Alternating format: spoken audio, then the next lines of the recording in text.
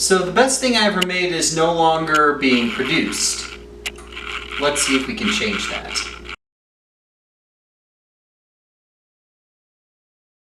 Updated classics.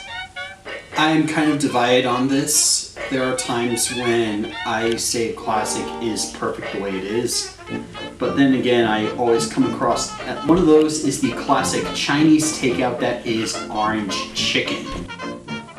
It's traditionally breaded, fried, and coated in a goopy orange sauce. However, with this take on orange chicken, I think that it's going to not only be more efficient, but quite possibly better than most orange chicken recipes. It all starts with chicken. Please use chicken thighs. You can use legs if you want. You can use wings if you want, but just don't use breasts. They will dry out and be kind of impossible to stomach.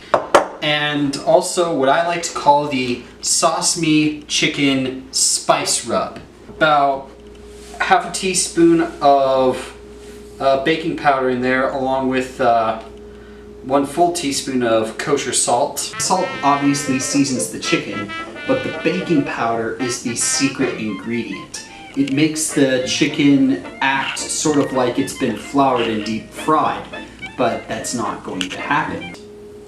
And for this version in particular, I've got about 1/4 teaspoon each of white pepper and garlic powder. I'm going to mix that all together, and then you're going to make sure that it's all nice and thoroughly combined before mixing it with our chicken.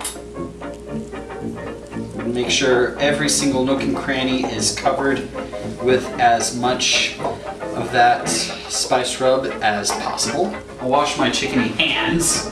I'm gonna put this chicken into my pan of choice. I'm using cast iron skillet. It's absolutely phenomenal. I use it for 1,000,001 other things. If you're using thighs, you fold the skin underneath and we'll start skin side up. And we're gonna repeat that with our other pieces of chicken. Okay, I'm gonna wash my hands in this bowl because we'll be tossing the chicken in this orange sauce in a little bit. And then we're going to put that into a 400-degree oven for about 25 minutes. 400 degrees.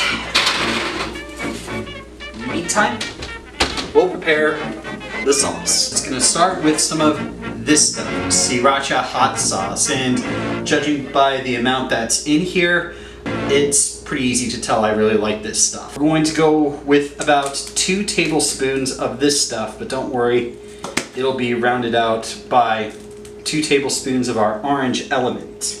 And that orange element is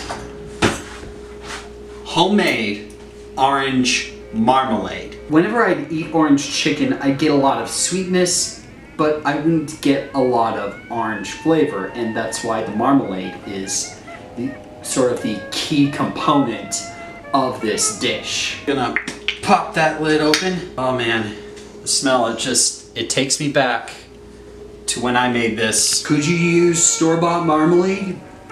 Sure, but I really do not like store-bought marmalade, and just like wine, why would you cook with a marmalade that you would not eat? We're going to use the same amount of orange marmalade as we did with Sriracha. Deposit this into a small saucepan.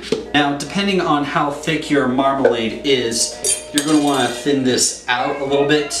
So, my choice of thinning it out, the juice of one of these. After all, we're making orange chicken here, and there's already plenty of zest in the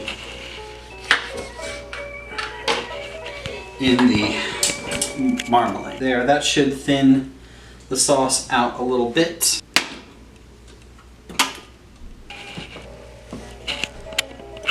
You're gonna flip the chicken halfway through the cooking process and make sure you've got all of the rest of your things in place. Okay.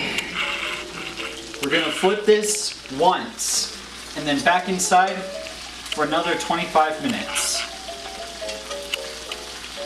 If I'm not making Chinese food, like say I'm making a more American approach like buffalo wings, I'll sometimes have some potatoes cooking right alongside this chicken, getting all nice and crispy, you know, oven fries.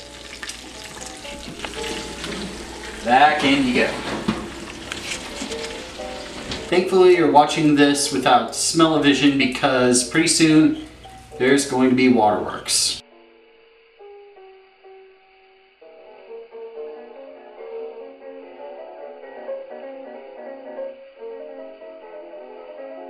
Oh boy, here comes the onion gas.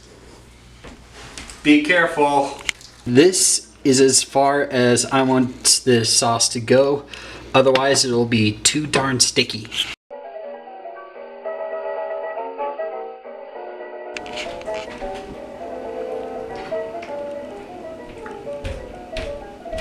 Yeah, it's gonna be fine.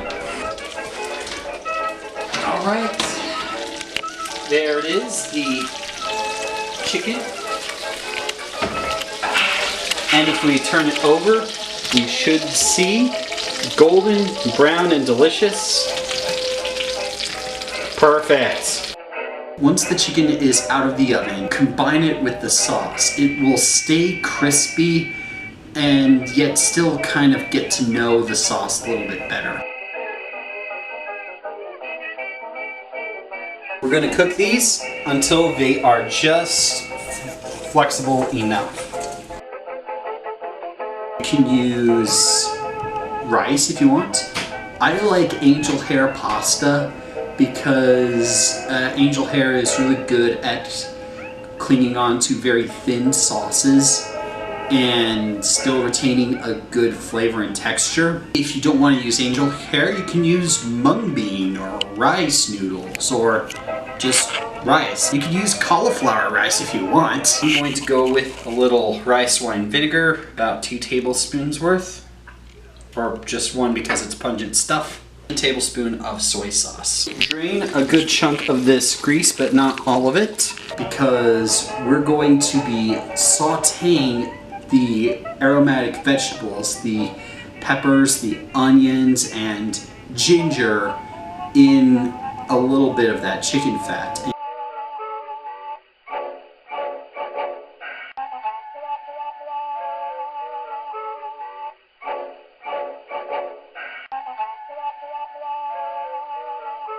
There's some nice chicken cracklings on the bottom that will not only season our vegetables but also the stir fry. Add the ginger.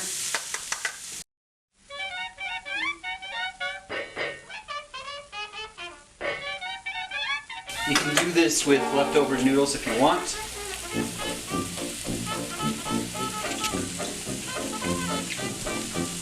Just a little bit of tooth, which will be just fine.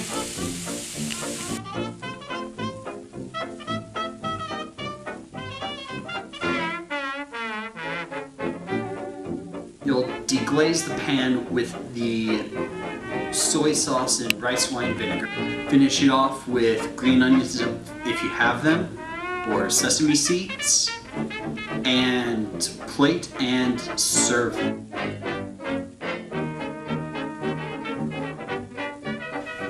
And when it comes to that chicken, it is very nice and very crispy, perfectly seasoned, and yet it still is well acquainted with this sweet, tangy, very umami-ish sauce that's also got a good deal of heat to it thanks to the Sriacha. And the noodles have absorbed the other part of that chickeny goodness, and nothing goes to waste here. It's basically the best updated classic that I've ever made. And if that doesn't woo you over, well, consider this. It's not breaded and deep fried, so that's gotta account for a decrease in calories.